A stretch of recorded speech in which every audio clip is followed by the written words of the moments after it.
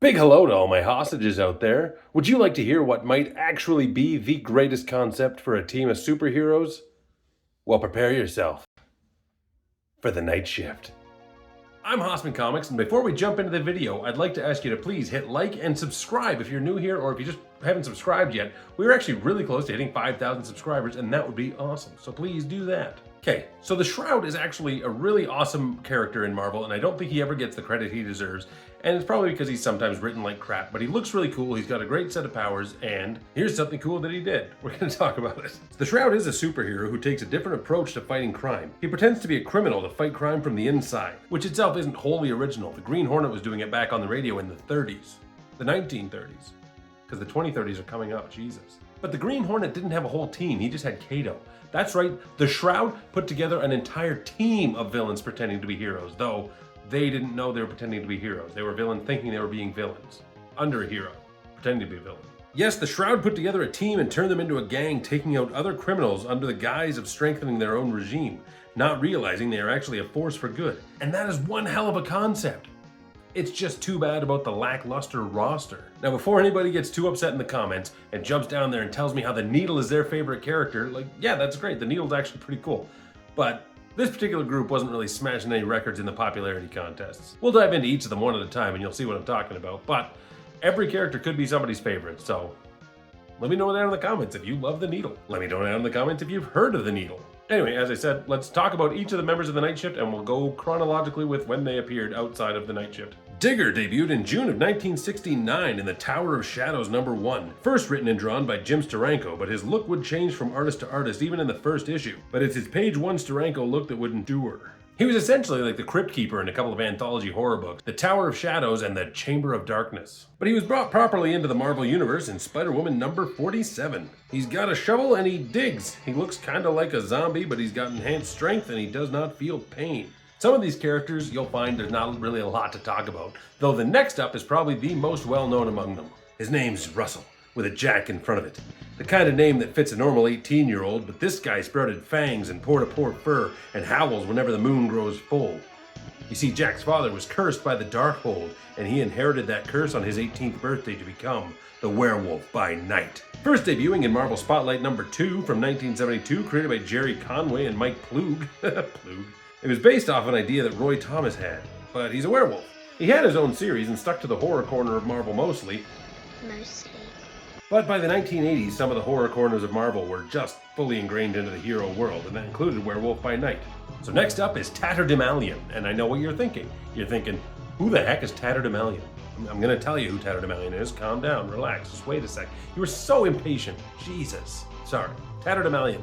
It's got a cool name, fun to say. He actually looks really cool too. Looks a lot like a more homeless version of the Shadow, also from the 30s. Tatterdemallion. In June 1973, in the pages of Werewolf by Night #9 by Jerry Conway and Tom Sutton, the world was blessed with Tatterdemallion. Tatterdemallion. Initially, when I was reading and saying Tatterdemallion over and over again, I was thinking, I'm going to do a full video on Tatterdemallion. Tatterdemalion's fun to say. Then I read about Tatterdemallion and I said Tatterdemalion's boring as fuck. Marvel Supervillain Team-Up #5 gave us the debut of the Shroud, and for his opening run, he went up against and took out Dr. Doom, though it was probably just a Doombot. It's always just a Doombot. But the Shroud is basically Batman with shadow powers. When he was 10 years old, his parents were killed in front of him, so he trained his body to fight crime. But during his training, he was scarred by the kiss of Kali. He lost his eyesight, but gained darkness powers. And then he was pretty much a generic hero for a little bit until he relocated to Los Angeles and reinvented himself as a criminal while secretly fighting crime.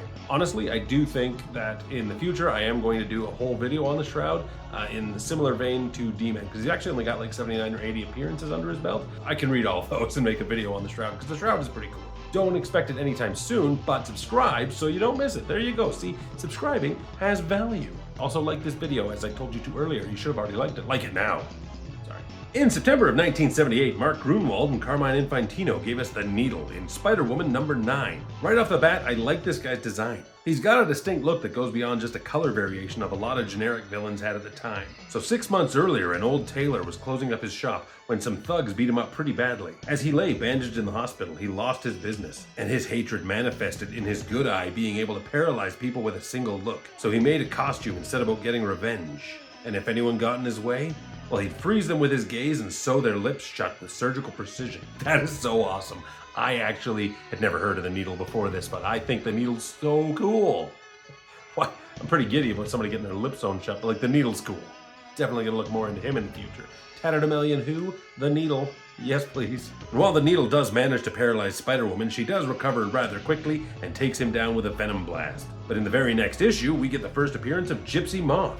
She attacks a Hollywood party and Spider-Woman intervenes. Gypsy Moth's wings are natural and she can control material. She's kind of like Magneto but for cloth, which isn't as cool as it sounds, but it's actually a very unique power as far as powers are concerned. February of 1980's Marvel Team-Up number 93 gave us Spider-Man teaming up with Werewolf by night to take on the ever-stylish Tatterdemallion, who actually gets unmasked here, and he is not very attractive. There's a strange woman watching the battle, and she is none other than Dansen Macabre, who actually carries over into the next issue where she manipulated Spider-Man into fighting the Shroud. What an intermingled web these night shifters weave, eh?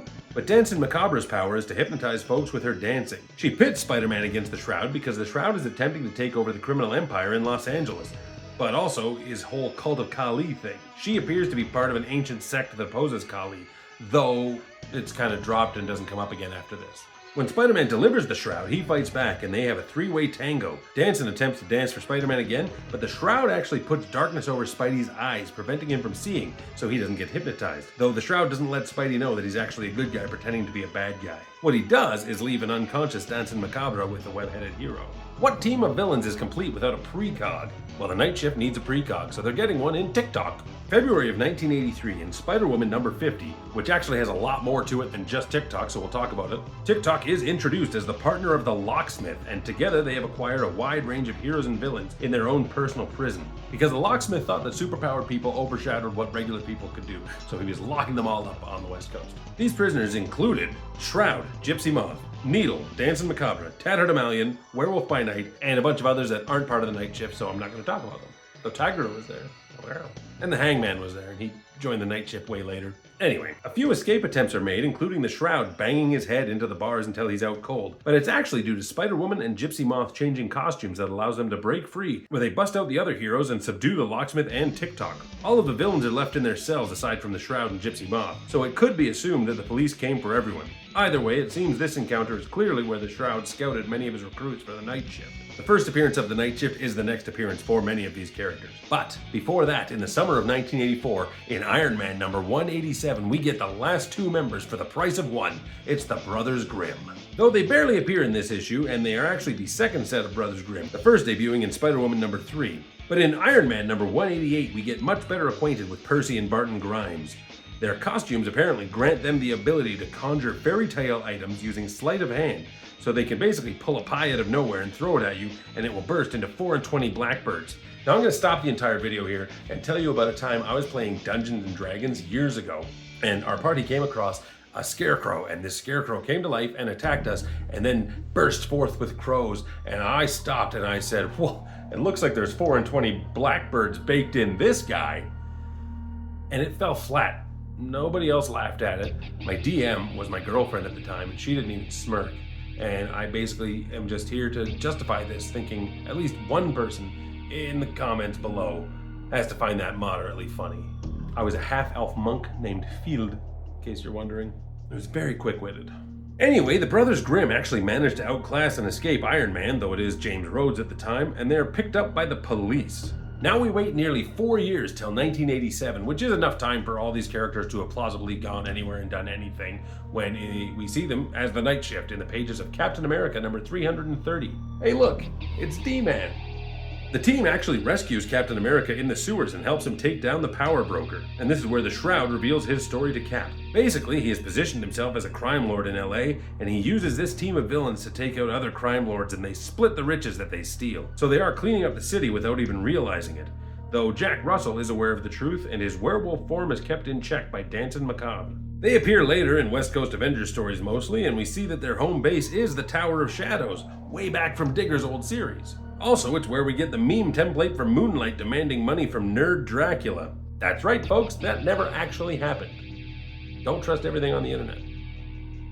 Except me, trust me. The Shroud actually approached Moon Knight about taking over as leader, though he does decline. Later, while the Shroud is away on business, Digger gets himself arrested by Mockingbird, and the villains stage an assault on the West Coast Avengers compound. They've also added Misfit to their ranks. He's just a muscle dude who first debuted here, he's not of consequence. Though the Shroud eventually comes around to clear out his lot, we see that he and Hawkeye do have an arrangement made to stay out of each other's business. From there, the Night Shift pretty much continues on like that, only appearing sporadically. The Shroud is eventually no longer in charge and Hangman takes his place, though he sells all their souls to Satanish.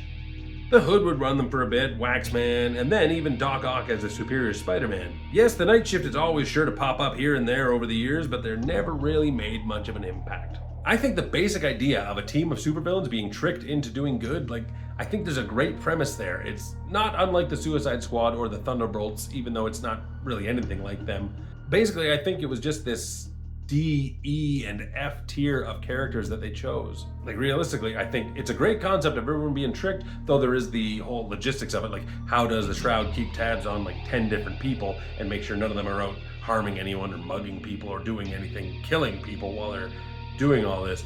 So there's the logistics of it, but just the idea of them being fooled into doing good, I think it's a great concept. I think it didn't get a proper run, and I think a lot of that is due to the characters chosen.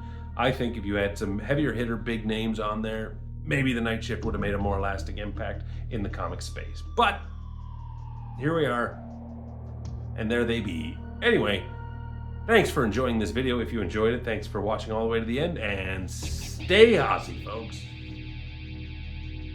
Bye. He was essentially the crypt keeper between these two books. They were anthology horror series. The